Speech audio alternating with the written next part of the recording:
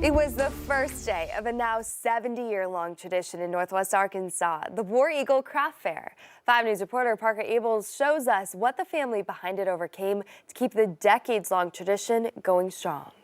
Just like it's been for the last 70 years, the War Eagle Craft Fair returned Thursday in Hinesville. My grandparents, Blanche and Lester Elliott, decided that local arts and crafts people needed a place to display their goods and a place to sell them. But this year was a little different. The Sutton family who makes the craft fair happen lost their home in the Memorial Day weekend tornadoes. But that didn't stop them from working even harder to keep the tradition alive for thousands who love it.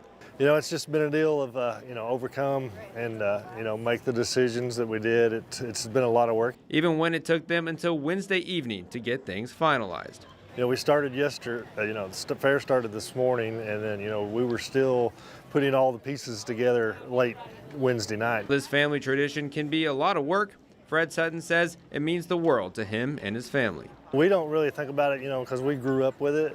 So, but it is kind of interesting when you talk to people and they're like, oh, the War Eagle Fair, they talk about it and they say, well, we've been coming to that for, for years and years. And, it's kind of your legacy, the legacy of the family and stuff. So it's a neat deal, but it's a lot of work, but it's a fun deal. It's something we look forward to every year. And since it started in 1954, the vendors have grown quite a bit. It's grown from a few vendors to over 250 vendors now. And many vendors who come from all across the country keep coming back every year because of how much they enjoy it. War Eagle is one of the most consistent, growing, successful, well-handled craft shows in the country.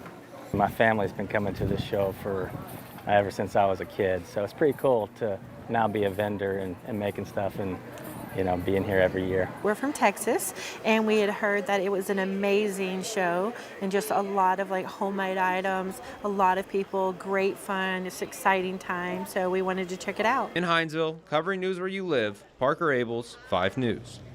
The fair will continue through Sunday. We have the hours it's open on 5newsonline.com.